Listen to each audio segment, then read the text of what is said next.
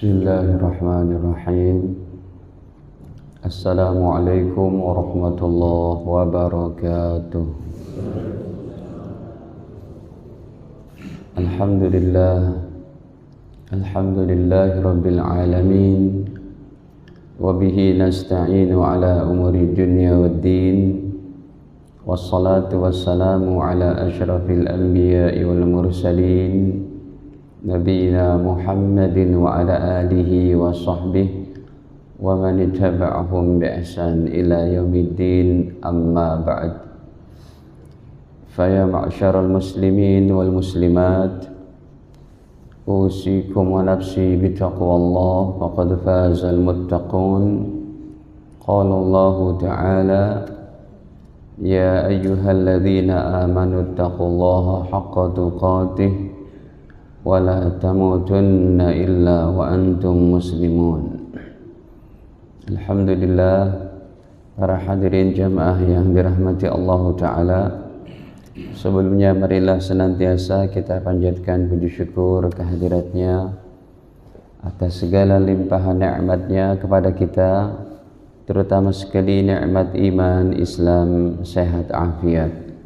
Salawat beserta salam semoga senantiasa tercurahkan kepada Nabi mulia Nabi Muhammad sallallahu alaihi wasallam beserta keluarga, para sahabat, dan juga kita umatnya sampai akhir zaman kelak. Amin ya rabbal alamin. Hadirin, tema pagi ini adalah amalan bulan-bulan haram, karena kita sudah masuk pada awal-awal bulan Zulqaidah. Tapi sebelumnya saya akan menambahkan sedikit tentang apa itu keutamaan istiqomah. Ini yang kita bahas terdahulu, ya. Dengan istiqomah itu bahwa semuanya akan menjadi baik, bukan hanya masalah agama tapi juga masalah akhirat kita. Maksud saya bukan cuma masalah akhirat saja, masalah dunia pun akan menjadi baik dengan istiqomah. Di catatan saya belum saya tulis ya keutamaan istiqomah itu.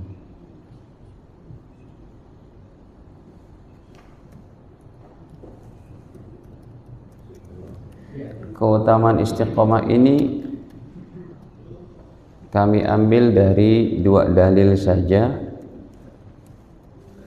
sebelum kita masuk pada amalan-amalan bulan haram. Surat Fussilat pada ayat ke-30 dan hadis Imam Ahmad yang cukup panjang pada 18.534. Udah belum Pak ya? Yang pertama, hadirin, keutamaan istiqomah adalah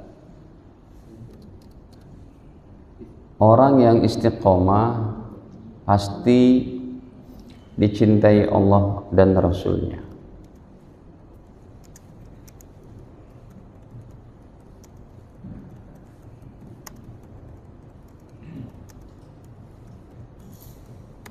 Yang kedua, orang yang istiqomah akan diberkahi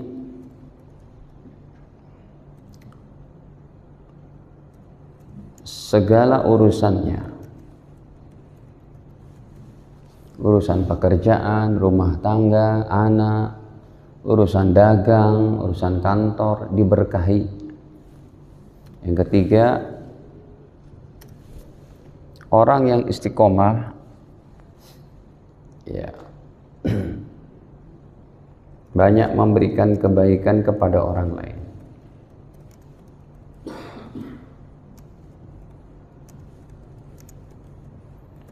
Yang keempat, ini yang terpentingnya yang akan kita hadapi cepat atau lambat, yaitu orang yang istiqomah. Gede banget Pak. kita kalau di depan.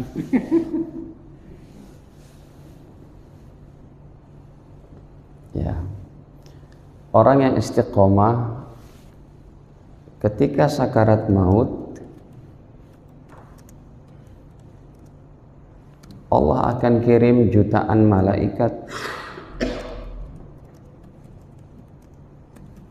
Saya sebut dengan jutaan malaikat karena malaikat berkerumun kepada si calon jenazah sejauh mata memandang.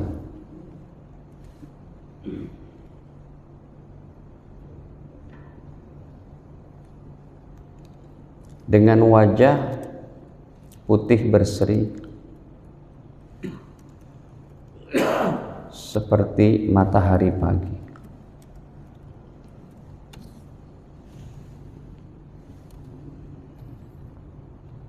Yang kelima, orang yang istiqomah, para malaikat ini datang kepadanya dengan membawa kain kafan surga.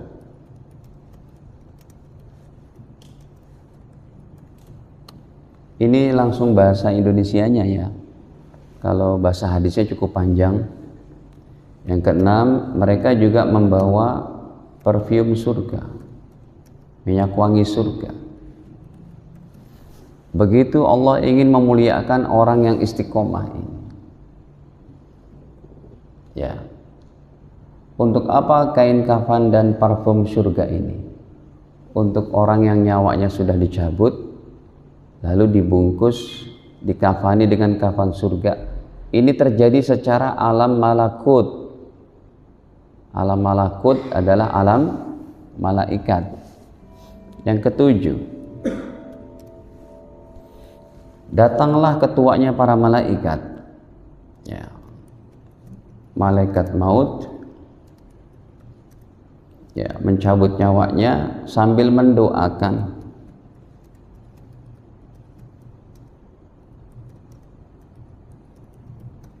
Mendoakan apa? Semoga kamu dapat ampunan Allah dan ridhonya. Dan wajah malaikat maut putih berseri, tidak menyeramkan, ya, tidak kasar, ya. Semoga kamu dapat ampunan Allah dan ridhonya.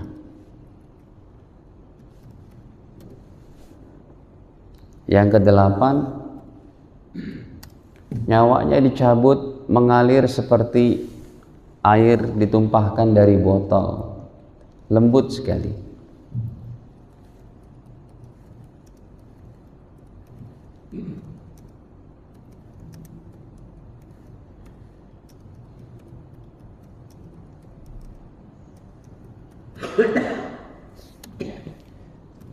Tentunya ini orang istiqomah secara komplit yang udah kita bahas terdahulu.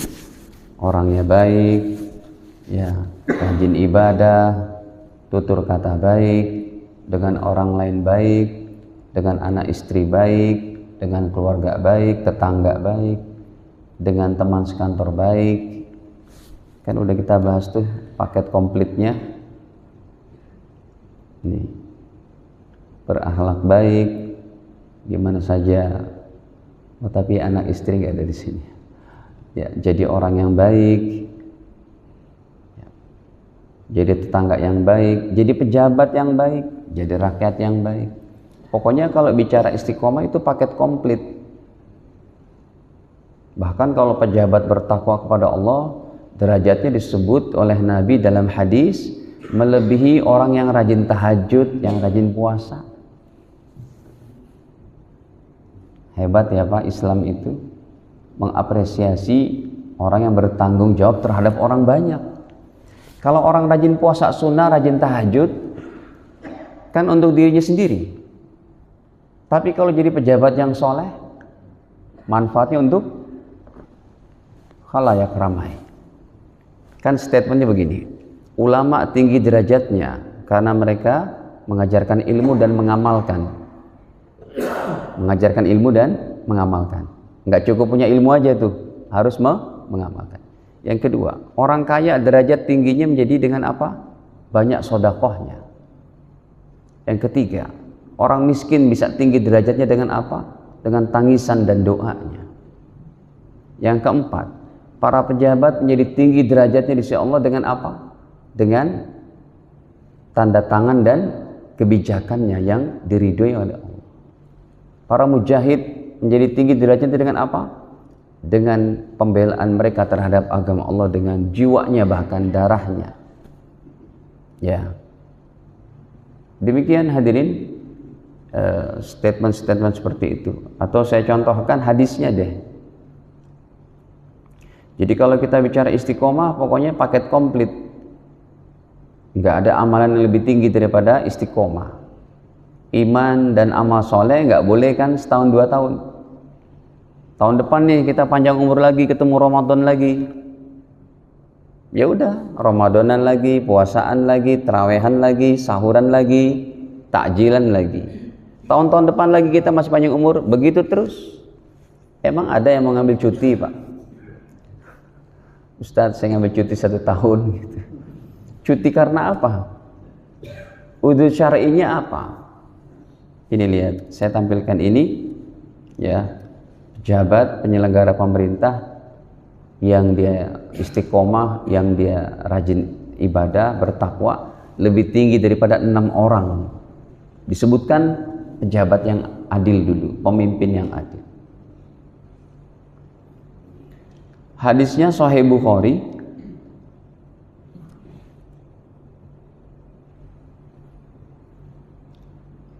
Sab'atun yudhilluhumullahu fi dhillihi yawma la dhilla illa dhilluh. Ada 7 kelompok orang yang Allah banggakan, Allah berikan naungan di padang mahsyar, yang pada saat itu tidak ada naungan kecuali naungan Allah. Yang pertama, lihat, al-imamul adil, pemimpin yang adil, pejabat yang adil. Yang kedua baru tuh, wasyabun nasya'a fi ibadati rabbih, anak muda yang rajin ibadah kepada Allah. Yang ketiga, warajulun qalbuhu mu'allaq fil masajid, laki perempuan yang suka datang ke masjid. Tapi disebut pejabat yang adil dulu.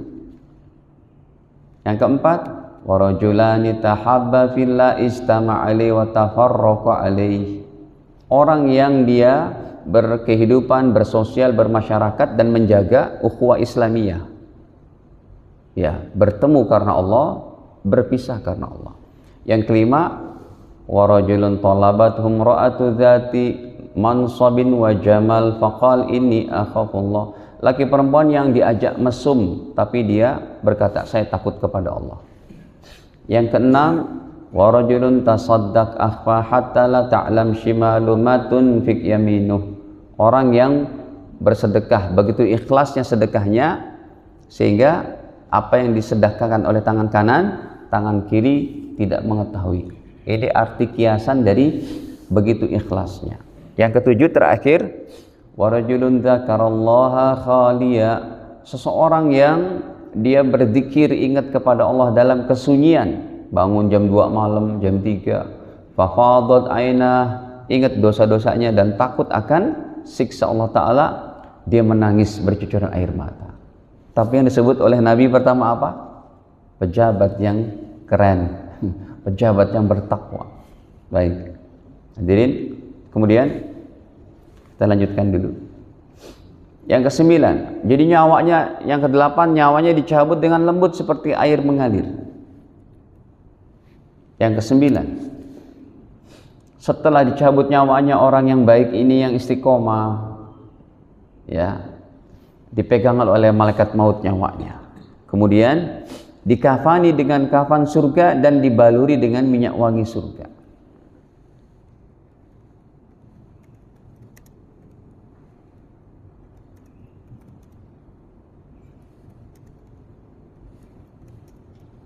Ya, parfum surga tadi.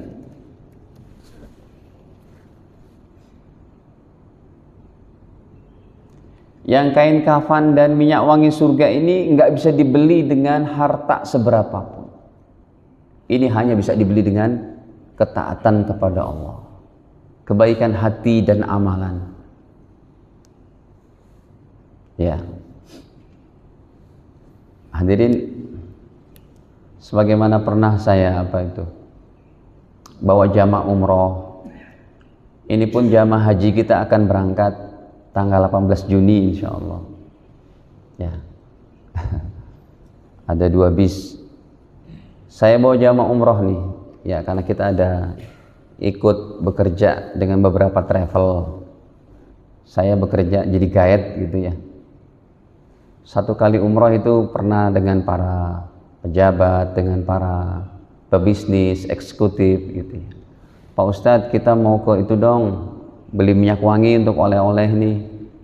Kan di Tower Zamzam tuh di depan sebelah kiri kan ada apotek, di sebelah kanannya terus ada toko jual jam Rolex, jam Hublot, apalah jam-jam keren gitu.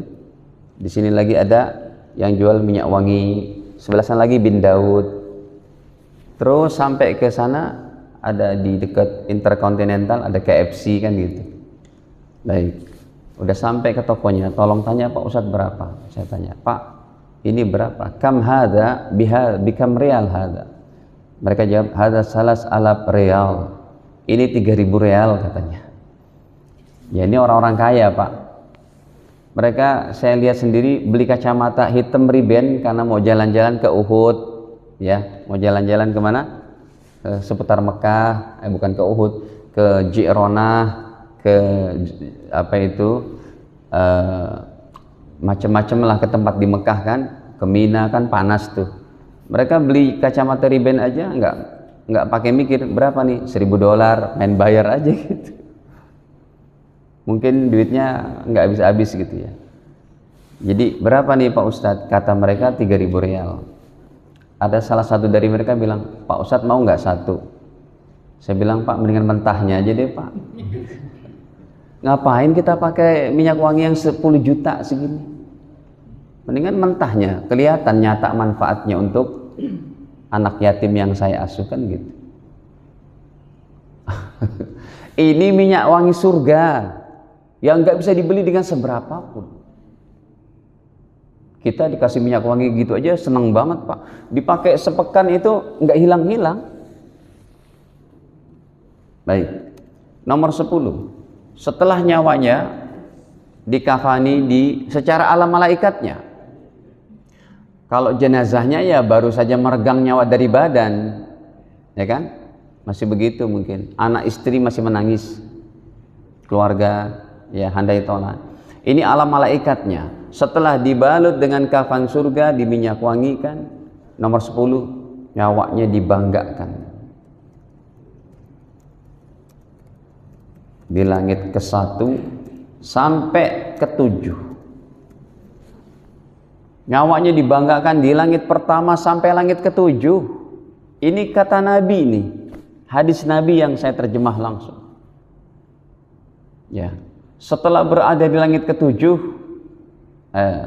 setiap langit pertama, kedua dan selanjutnya, para malaikat berkata, wahai malaikat maut, ini gerangan nyawa siapa? Kok harum banget?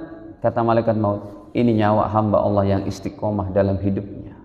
Hablum minallah baik, hablum minan nas baik, hubungan vertikal baik, horizontal, secara horizontalnya pun baik. Yang ke-11.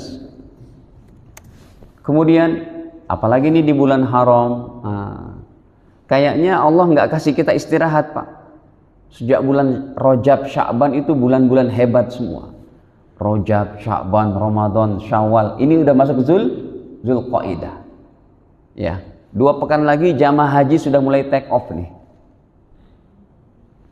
Ya, memang kita sampai bulan Muharram nanti dikasih oleh Allah nih hadiah, hari-hari beramal soleh. Nah, yang ke-11, sampai di langit ke-7,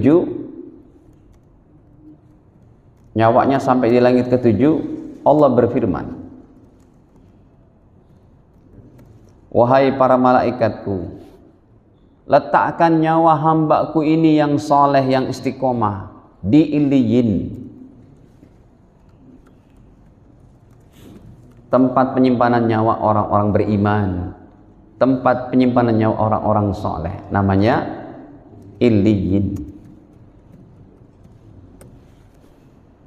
Jadi kalau kita meninggal dunia, Masya Allah, Nyawa kita tuh dibebaskan untuk bergerak di alamnya, boleh menikmati keindahan surga, bukan menikmati surga, menikmati lihat-lihat surga, bisa berziarah ke orang tua kita, ke guru-guru, bisa berziarah ke baginda Nabi sallallahu alaihi wasallam sebelum pertemuan kita di padang mahsyar nanti.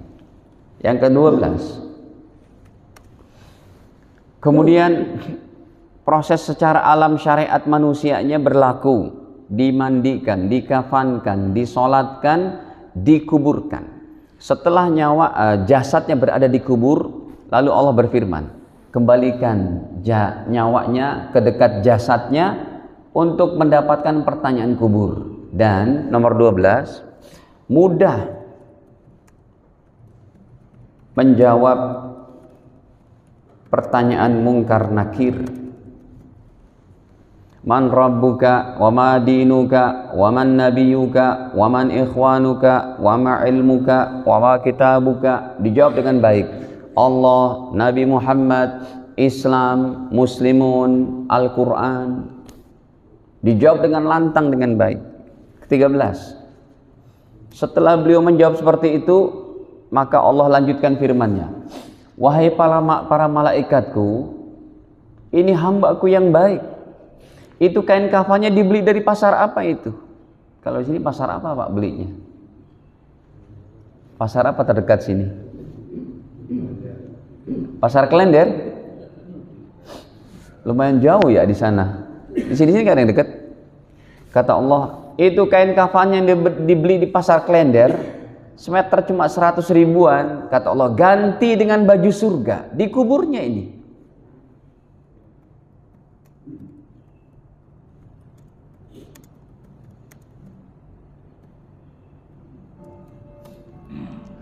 Ganti dengan baju surga, kata Allah. Yang ke-14, itu tempat tidurnya dari tanah liat, tanahnya pun berair itu, kata Allah, ganti dia dengan permadani surga.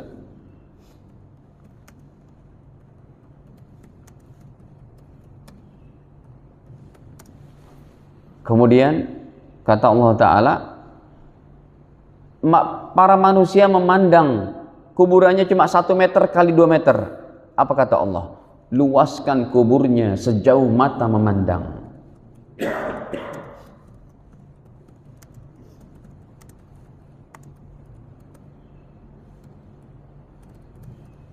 Yang ke-16, kemudian datanglah, kalau jenazah soleh, orang solehnya ini adalah perempuan, ya, yang istiqomah, datanglah wanita cantik berpakaian baik, sangat harum semerbak. Kalau jenazahnya laki-laki, datanglah laki-laki yang handsome, yang ganteng, dengan pakaian, dengan harum, dengan wajah putih berseri. Akhirnya mereka berkata, kata si jenazah, man anta, kamu siapa? Kenapa kamu datang ke kuburku? Mereka menjawab, kami adalah amal-amal soleh kalian. Jadi amal-amal soleh kita akan menjelma menjadi orang-orang yang cantik dan ganteng. Tujuannya apa? Untuk menjaga si hamba Allah ini dari himpitan kubur.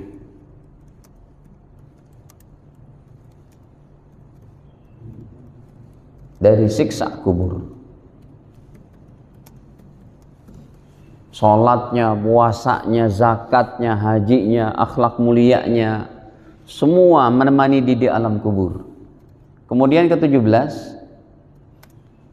akhirnya hadirin, si hamba berkata, ya Allah, ini di alam kubur saya udah enak banget. Belum. Nomor 17 kata Allah, wahai para malaikatku, buatlah aliran satu air condition surga menuju kuburan orang-orang soleh ini. Pokoknya nanti Bapak Ibu kalau merasakan ini berkabar sama kita ya di akhirat. Merasakan atau tidak? Betul Ustadz gitu ya.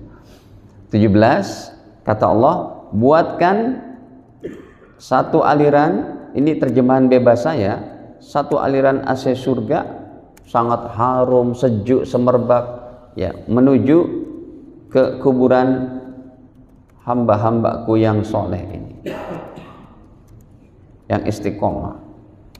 Ke-18, akhirnya si jenazah berkata, ya Allah, kalau dikubur udah enak begini, cepatkan kiamat ya Allah.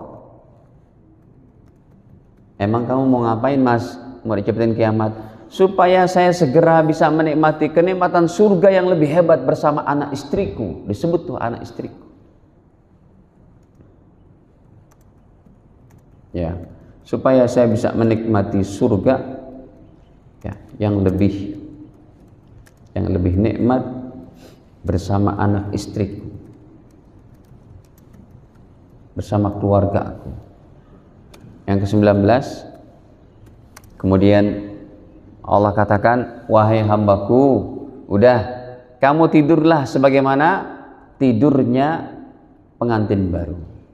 Allah katakan, tidur kamu ya sebagaimana tidurnya pengantin baru.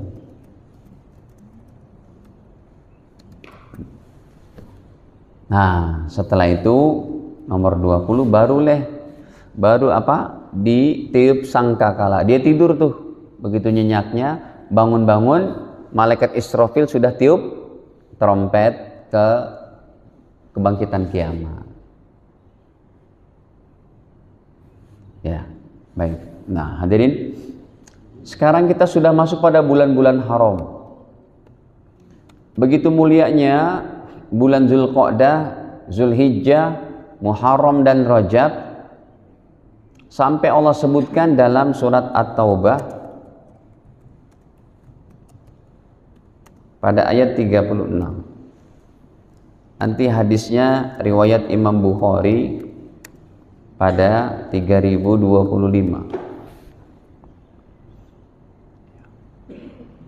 Jadi Allah ingin kasih kita itu beramal soleh terus, ya, jangan bosan itu. Pada surat At-Taubah ayat 36 Allah berfirman, inna iddatash syuhuri indallahi 12 syahran fi kitabillah. Sesungguhnya nama-nama bulan di sisi Allah 12 syahra, ada 12 bulan fi kitabillah yang sudah Allah jelaskan dalam kitabullah, dalam Al-Quran.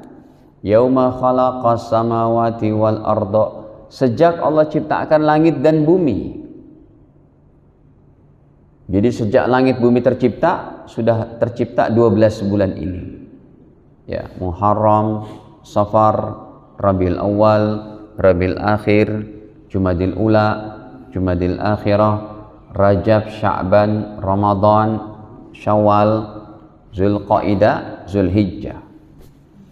Minha arba'atun hurum, dari 4 bulan tadi ada 4 bulan-bulan haram. 4 bulan haram itu mana? Dijelaskan oleh Nabi dalam Sahih Bukhari nomor 3025.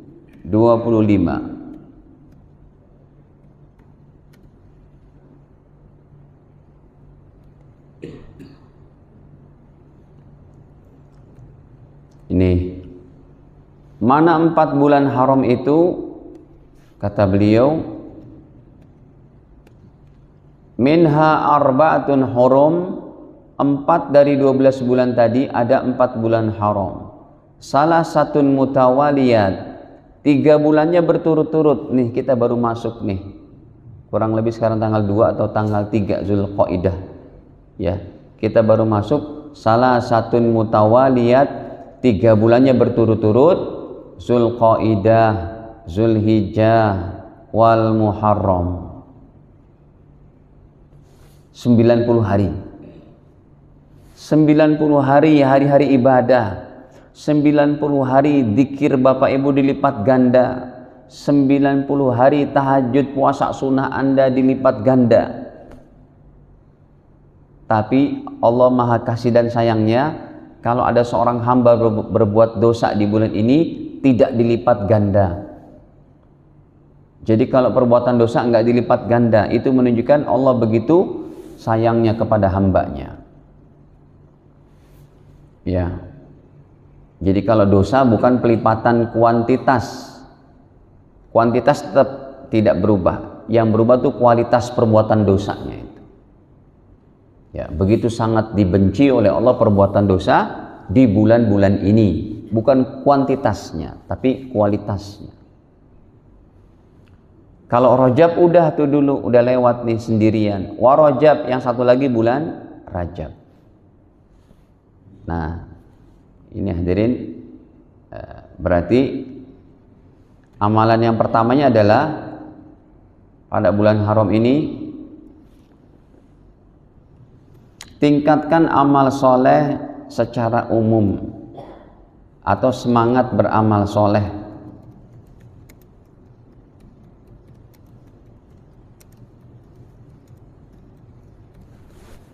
Dikasih istirahat cuma bulan Syawal aja tuh. Itu pun kita puasa 6 hari. Kalau sekarang secara umum lagi nih, ya, tahajudnya, zikirnya, sedekahnya, istighfarnya, sholawatnya, baca Qur'annya, semangat kembali beramal soleh. Secara umum, ya, secara umum saya tuliskan di sini. Tahajud, sholat berjamaah, tetap ke masjid, ya, ngaji ilmu,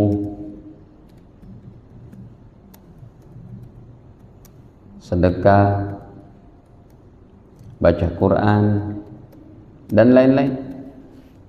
Yang kedua,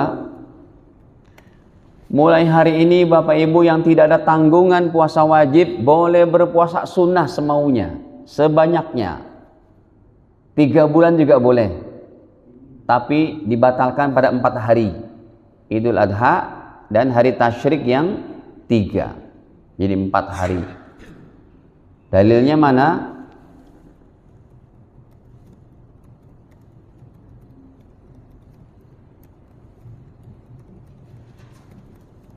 Dalilnya riwayat Imam Abu Daud. Nabi perintahkan kita untuk silakan kamu puasa bulan-bulan haram. Tapi kalau khawatir terganggu aktivitas, selang-seling, sehari puasa, sehari libur, sehari puasa, sehari libur. Nabi katakan selang-seling karena ada pelaku puasa bulan-bulan haram terlalu semangat sehingga badannya jadi kurus. Nabi tidak suka melihat umatnya badannya kurus, karena saat itu banyak musim apa? Musim kekuatan fisik. Bayangin perang Badar itu umat Islam dicegat tanpa persiapan.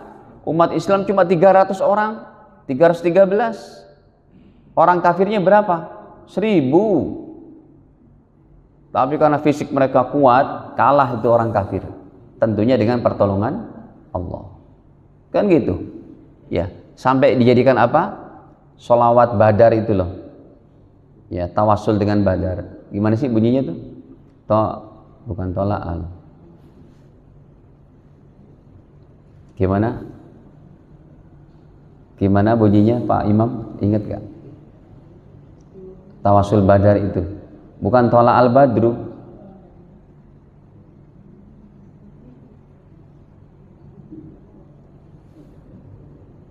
Yang ada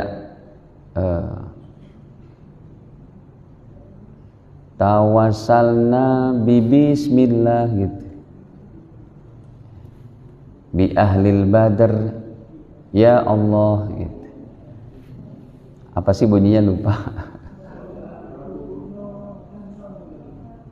Ya, salatullah salamullah ala toha rasulillah. Terus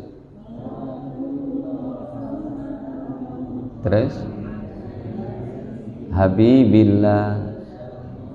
Nah, betul. Tawassalna bi bismillah wa bil hadi rasulillah wa kulli mujahidin lillah biahdil badriyah. Itu kan ahli Badar itu. Kami bertawasul dengan para ahli Badar. Orang yang ditulis dalam hadis itu 313 orang. Yang mereka semuanya bodinya cakep-cakep itu. Rasulullah itu pedangnya, Pak, berat banget itu. Makanya ketika beliau minum madu, banyak makan korma, tidak terjadi kena gula, dan banyak makan daging merah, tidak terjadi triglycerida yang tinggi. Kenapa? Karena memang kekuatan fisik Rasul tuh hari-hari berjalan, lebih daripada 2000 langkah, fisiknya bagus. Ya, kalau berjalannya pakai pedang, ya, pedangnya pun berat banget. Jadi kenapa tidak ada Rasulullah penyakit-penyakit berat kayak gitu? Karena memang pergerakan fisiknya itu dengan olahraga dan macam-macam. Baik, ini dalilnya. Gara-garanya ada sahabat yang dia semangat puasa tapi badannya jadi kurus kering. Berarti Nabi nggak suka tuh kalau ada umatnya yang gara-gara ibadah terganggu kesehatannya. Nih, ceritanya faqala, ya Rasulullah, wahai Rasul, ini sahabat namanya Al-Bahili. Amma ta'rifuni, ya Rasul, Tuhan masih kenal nggak dengan saya? Qala, Rasul menjawab, waman anta, kamu siapa ya Mas? Saya kok agak pangling.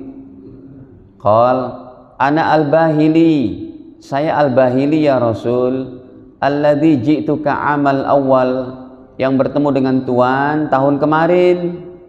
Masih ingat enggak? Oh, kata Nabi, iya ingat sekarang. Qal, Nabi bertanya lagi, inilah yang saya membuat pangling kepada kamu. Kata Nabi, fama ghayyaraka, apa yang membuat kamu jadi berubah? Waqad kunta hasanal hay'ah, sebelumnya kamu perawakannya bagus, gempal, kuat, ini jadi kurus kerempeng, kenapa kamu? Qal,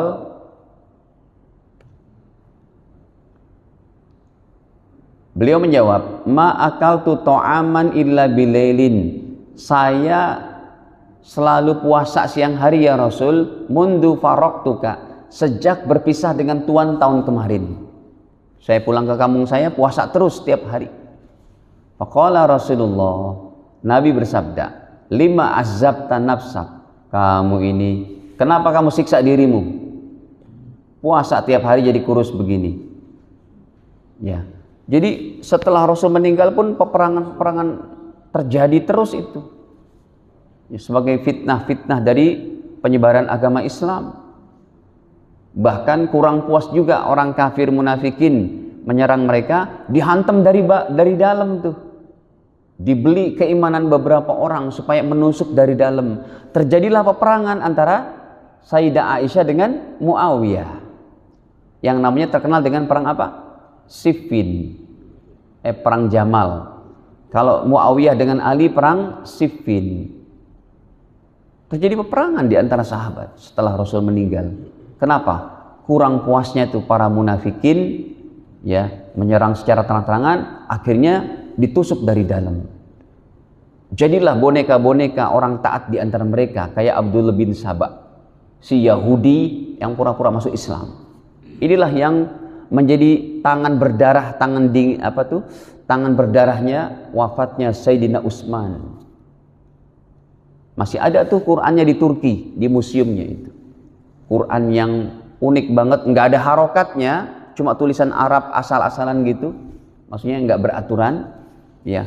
Yang di situ ada bercak darah Sayyidina Utsman, karena ketika beliau ditebas tubuhnya itu dengan pedang Abdullah bin Saba CS, si Yahudi yang pura-pura masuk Islam, itu darahnya bertumpah di mushafnya itu.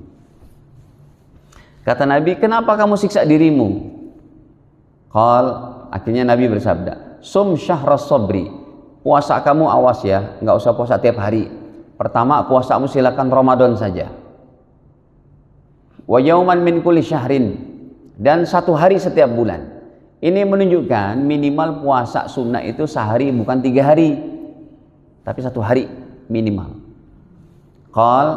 Tapi namanya Al-Bahili, orangnya ini getol banget puasa. Zidni fa inna bi quwwatan, ya Rasul, saya masih kuat kok, jangan 1 hari lah tiap bulan.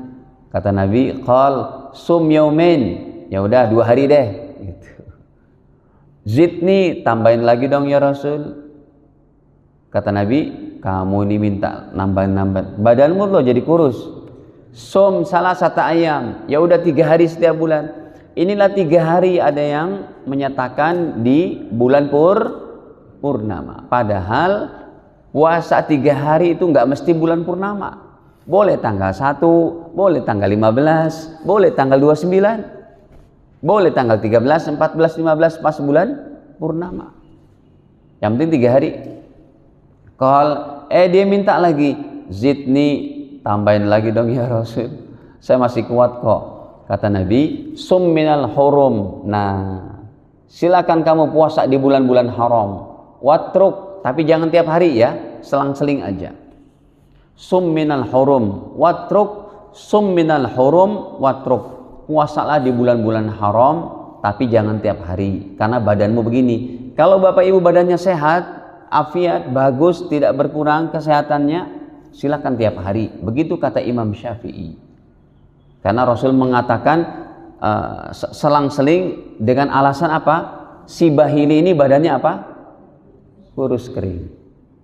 Yang saya bahas adalah kita udah masuk awal Zulqa'dah. Bapak Ibu kalau hari ini pun mau puasa boleh. Gitu. Dah. Baik, sudah isyraq belum? Ada masih 7 menitan? Ada yang mau ditanyakan sampai sini Bapak Ibu?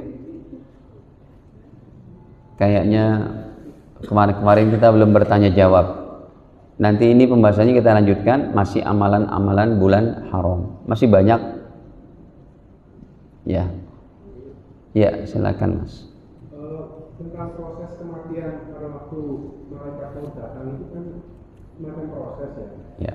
Itu kadang-kadang berlaku untuk orang-orang yang meninggal secara normal. Tapi kan banyak juga orang yang meninggal secara mendadak dalam hitungan detik ya.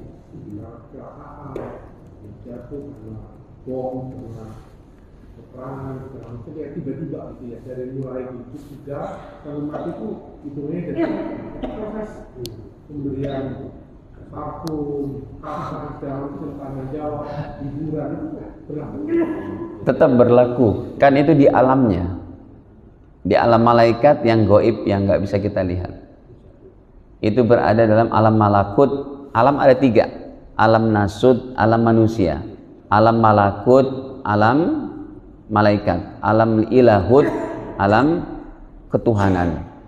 Nah ini berlaku di alam malaikat yang kita nggak tahu. Dengan izin Allah, orang soleh ini semuanya yang istiqomah, tiba-tiba dia kecelakaan, langsung meninggal. Itu tetap dalam alam malaikatnya dicabut selembut air, kemudian dikafani, diindikan oleh para malaikat di alamnya. Ya. Makanya ketika ada orang ateis berkata, Pak Ustadz, saya baca ini dalam hadis, di Google pun bisa saya googling dengan mudah.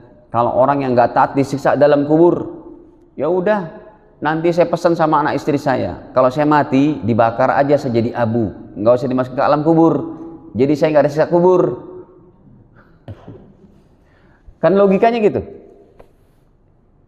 Atau itu gimana orang yang dimakan binatang buas, nggak di kuburan? Itu jawabannya tetap ada siksaannya di alam barzakhnya. Begitu. Jadi jawabannya tetap ada di alam malaikatnya. Ada lagi orang ateis berkata, nih nggak usah jauh-jauh deh, keluarga saya nih yang ateis udah meninggal, ayo kalau memang betul ada api di dalam kuburannya, saya langsung masuk Islam. Dibongkar sama dia. Tuh lihat, tulang belulang doang, mana sisa kubur? Apa jawabannya Pak? Jawabannya, Mas, Yang Anda gali itu bukan alam kubur, tapi kuburan. Yang Anda gali itu bukan alam kubur, kuburan. Kalau Anda mau mengetahui alam kubur, Andanya juga mati dulu. Terus dia nggak bisa jawab lagi. Ya, gitu tetap ada, dibungkus dengan kain kafan. Dan mudah sekali bagi Allah untuk menjadikan alam-alam seperti itu. Ada lagi yang lain? Silakan hadirin, masih ada berapa menit? 52 tambah 10, 4 menit lagi. Ya. Poin yang 16 tadi itu mengenai kebaikan itu orang menjelma jadi pemuda yang galak atau wanita yang saleh. Itu kan kebaikan ya. Sementara setiap manusia kan punya dua sisi. Selalu ada amal soleh, ada amal yang tidak soleh. Ya. Dan amal yang jahat yang tidak soleh itu menjelma jadi apa? Amal yang jahat tetap menjelma menjadi orang-orang yang wajahnya menyeramkan di dalam kuburnya, berbau busuk, yang mereka membiarkan nanti himpitan kubur dibiarkan oleh mereka. Kalau dalam satu diri seorang ada baik buruknya, maka bisa jadi baik buruknya ini mana yang lebih balance, mana yang lebih berat, itu nanti akan tampil di alamnya. Ada hadisnya seperti itu. Orang-orang jahat, orang-orang tidak beriman, orang-orang tidak mau sujud ruku kepada Allah, itu amal buruknya menjelma menjadi orang-orang berbau busuk, berbadan yang sangat buruk, wajahnya buruk, sampai ketakutan si jenazahnya itu. Kebalikannya aja.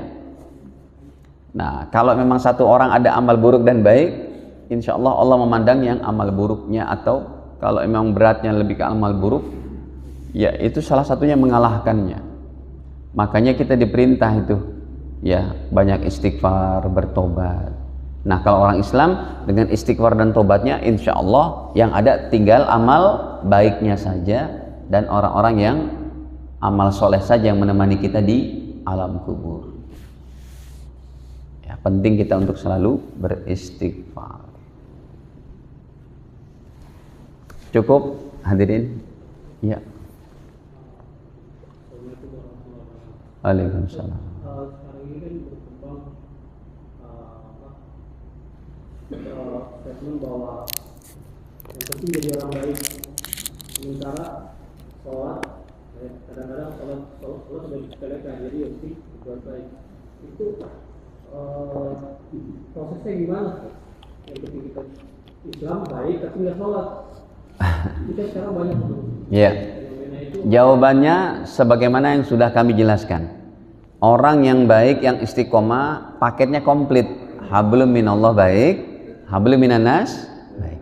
Jadi kalau ada orang Islam, yang penting saya baik sama orang lain, saya nggak sholat, itu baru baik secara hablum minannas. Hablum minallahnya terabaikan, belum bisa.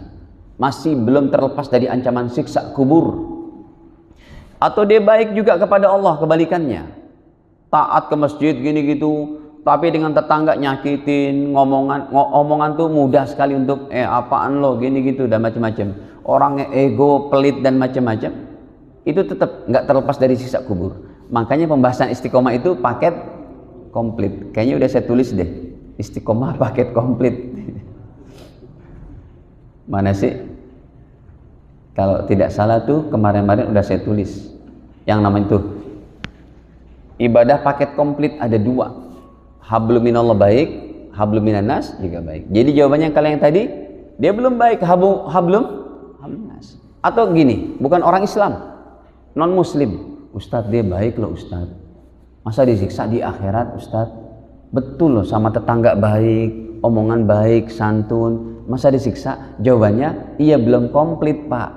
Kita diperintahkan mukallaf. Kita bukan mu'allaf, tapi kita mukallaf. Mukallaf adalah orang yang sudah wajib ibadah kepada Allah secara paket komplit.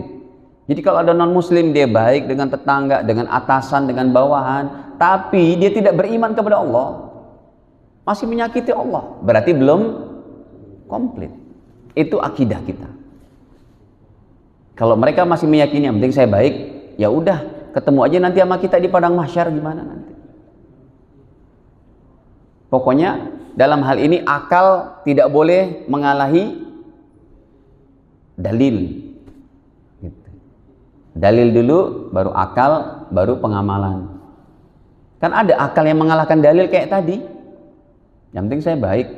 Apalagi begini, kalau pertanyaan si artis siapa, si Onat sama Habib Ja'far itu kan, sama Deddy Corbuzier ketika lagi dalam wawancaranya, masa sih Tuhan yang maha pengasih, maha penyayang kok menyiksa hambanya yang baik sekalipun dia nggak sholat loh?